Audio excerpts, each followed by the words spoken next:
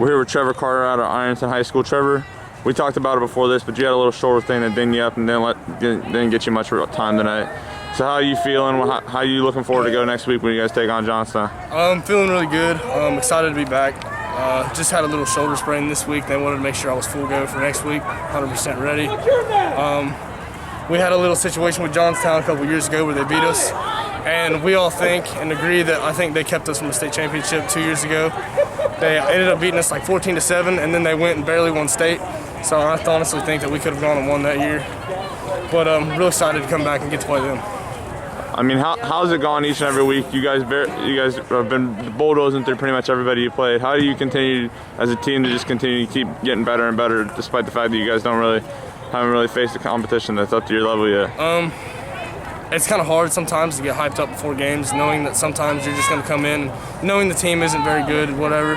But we have to keep that mental mindset that we're coming in playing a big D1 team, or we're coming in playing Ohio State. You know, we got to come in knowing or thinking we're playing the best, and that's how we stay on top every week. What are you doing every week that just gets you extra reps, gets you more refined back there, that allows you to improve as you continue to progress through your sophomore year? Throughout the off season, I worked really hard. I gained a lot of weight, a lot of muscle, a lot of strength, got faster, footwork got better, and I think that's helped a lot to get me on the field this year, get me a lot more reps than I did last year. And I worked with Reed some, talked with him a lot over the off season, and still in the season, he's helping me out with everything, and he's helping me to become a better football player. You said it there, and you can see it with Reed on the sideline. He's pretty much another coach for the coaching staff here. Definitely. How much do you look up to him and listen to him and just try and emulate what he does out there on the field? He's a great role model on this team for me and everyone else. He's just a good dude overall. You know, great football player. He helps us with all his techniques and stuff. If we do something wrong, he will come and tell us. He's not Mr. Nice Guy. He's not here to be our friend sometimes. He's here to help us get better and to make sure that we can win football games.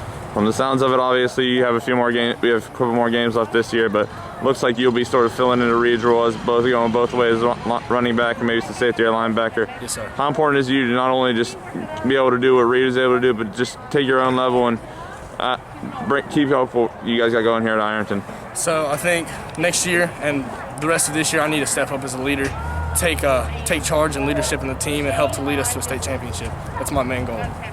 I mean, obviously you're so young right now, so your recruiting process is a little bit early, mainly talking through your coaches and stuff. But what's it like just having all these different offers so early and knowing you already have the opportunity to play Division I college football? It's an amazing feeling, first of all, and I'm very appreciative of all of it.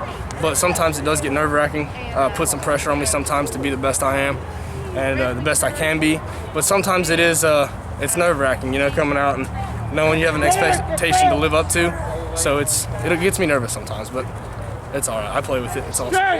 Obviously, Reed's committed to Ohio State. Coach Washington is very active when it comes to talking to your different coaching staff down here. Yes, sir.